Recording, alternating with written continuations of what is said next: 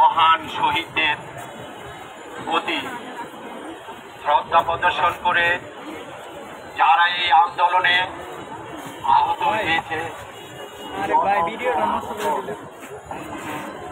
এই ছাত্রছাত্রীদের সুস্থতা কামনা করে পরম করুণাময় আল্লাহর নিকট তাহাদের আগামী দিনের ভবিষ্যৎ উন্নত জীবনযাপন যারা দেশে আছে তাদের আশা ব্যক্ত করে আজকের এই নারায়ণগঞ্জ আইন কলেজের পক্ষ থেকে ছাত্রছাত্রীদের উদ্যোগে যে বৈষম্য বিরোধী আজকের এই ছাত্র সংগঠনের পক্ষ থেকে এই একটি অনুষ্ঠানের দোয়া মাহফিলের আয়োজন করা হয়েছে। সবাইকে শুভেচ্ছা। যে সকল ছাত্রছাত্রীরা এই আয়োজনের উদ্যোগ নিয়েছে সবাইকে ধন্যবাদ। পাশাপাশি আপনারা জানেন যে বাংলাদেশে আমাদের স্বাধীনতার বিরোধী আন্দোলন থেকে শুরু করে ছাত্র সমাজ বিগত 20-25 দিন যাবৎ কোটা বিরোধী আন্দোলন থেকে শুরু করে পরে এটা জাতীয় পর্যায়ে বর্তমানে যে আন্তর্জাতিক পর্যায়ে একটি আন্দোলনের রূপ লাভ করেছে। এই আন্দোলন নাম হচ্ছে বৈষম্য বিরোধী। মূলত বৈষম্য বিরোধী কথাটা আমাদের বাংলাদেশের 1972 সালের সংবিধানে 19 নং আর্টিকেলসে বলা আছে প্রজাতন্ত্রে সকল নাগরিককে রাষ্ট্র তার সুযোগের সমতা দিতে হবে। এবং এই বৈষম্য কথাটা প্রথম আইনের জগতে আসছে ইকুইটি আইন থেকে। ইকুইটি আইনে 12টি নীতি আছে, সেখানে একটি নীতিতে বলা আছে যে সুযোগের সমব্যবহার বা সুযোগের ন্যায়পরণতা। এইখান থেকে বৈষম্যের শব্দটি উৎপত্তি হয়েছে। এইখান থেকে আমাদের ছাত্র সমাজ বাংলাদেশে তাহারা একটি কোটা বিরোধী আন্দোলন বৈষম্য বলতে গিয়ে এখন জাতির বৈষম্যের শব্দ এবং জাতির বৈষম্যের চেতনার বহিঃপ্রকাশ ঘটেছে। এই চেতনার মাধ্যমে আমরা রাষ্ট্রীয় ব্যবস্থার বিচার প্রশাসনের বৈষম্য চাই, দেশের ন্যায় বিচার চাই, ন্যায় আদালত চাই, দেশের শাসন ব্যবস্থার ন্যায় চাই, দেশের আইন কানুনের সঠিক চাই। কারণ এই মহান ছাত্রদের অসংখ্য ছাত্রদের জীবন বিসর্জনের মাধ্যমে এই দেশে একটি বৈষম্য আন্দোলন প্রতিষ্ঠা করে জাতি একটি আগামী দিনের সমস্ত ক্ষেত্রে রাষ্ট্রের বৈষম্যের শিক্ষা দান করে গেল।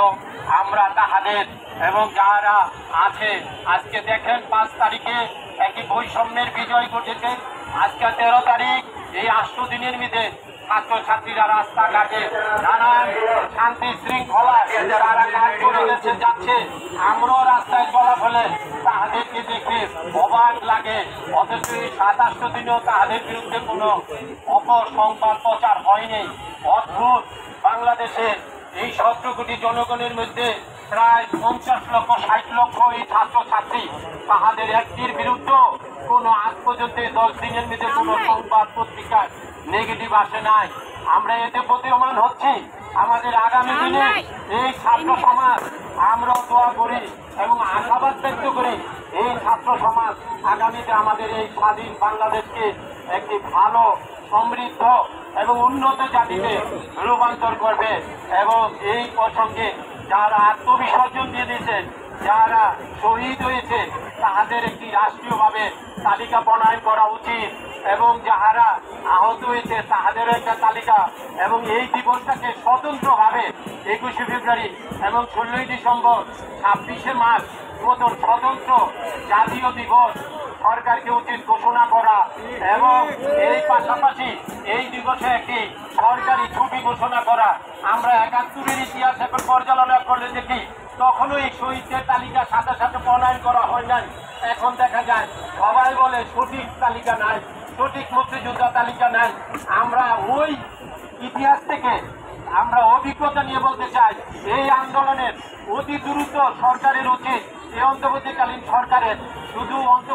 সরকারের শুধু নির্বাচনমুখী সরকারই না, শহীদদের সঠিক তালিকা প্রণয়ন করে তারা সঠিকভাবে তাদের এই দিবসকে উদযাপনের এবং দিবসের নামকরণ করে এবং দিবসের তারিখ নির্ধারণ করে এবং তাহাদের মর্যাদা দিয়ে বাংলাদেশের প্রত্যেক জেলায় এবং কেন্দ্রীয় ঢাকা রাজধানীতে শহীদ মিনার করে প্রত্যেক জেলায় স্বতন্ত্র শহীদ মিনার করে জাতিকে আগামী ভবিষ্যতে এই বৈষম্য বিরোধী শহীদ আন্দোলনে শহীদ দিবস পালন করার আশাবাদ ব্যক্ত করে আমি আমার এই আজকের এই সংক্ষিপ্ত বক্তব্য শেষ করছি।